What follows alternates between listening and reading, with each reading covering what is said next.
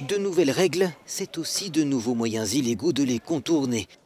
Alors que les restrictions ont été renforcées ces dernières semaines pour les non-vaccinés dans de nombreux pays, les faux passes sanitaires explosent.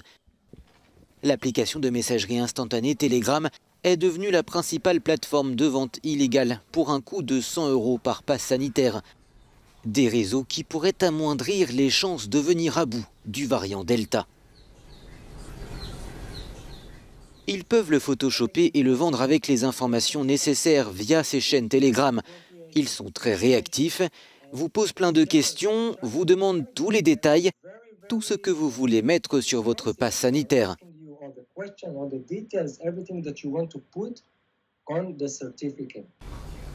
Selon les experts de Checkpoint, fournisseurs de services de sécurité, le nombre de vendeurs est passé d'environ 20 à 1500 entre mars et décembre 2020. Les clients sont également de plus en plus nombreux. Vers le mois de mars, nous avons pu observer quelques chaînes et nous avons constaté que dans chacune d'entre elles, il y avait quelques centaines ou quelques milliers d'abonnements.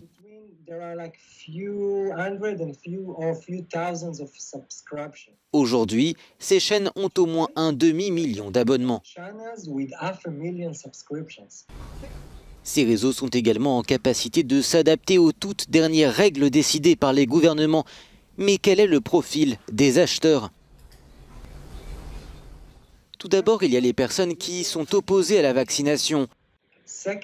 Ensuite, il y a ceux qui ont des rendez-vous pour se faire vacciner plus tard et qui n'ont reçu qu'une seule dose. N'oublions pas qu'il y a aussi des milliards de personnes dans le monde qui n'ont pas encore réussi à se faire vacciner. Autre question, ces faux passes sanitaires sont-ils efficaces ou s'agit-il d'une arnaque ?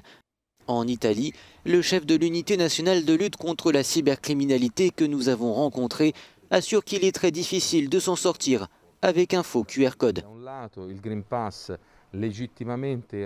D'une part, les passes sanitaires contiennent un QR code qui inclut une certification générée par ordinateur et qui prouve son authenticité. D'autre part, vous avez une application qui permet de comparer les informations contenues dans ce QR code avec la base de données nationale des personnes vaccinées. C'est pourquoi il est pratiquement impossible de créer un faux QR code. Mais selon le fournisseur de services de sécurité Checkpoint, traquer ce type de fraude est extrêmement difficile, surtout lorsque cela concerne des voyages internationaux. Car les autorités de contrôle des frontières ne disposent pas d'une base de données internationale des personnes vaccinées partout dans le monde.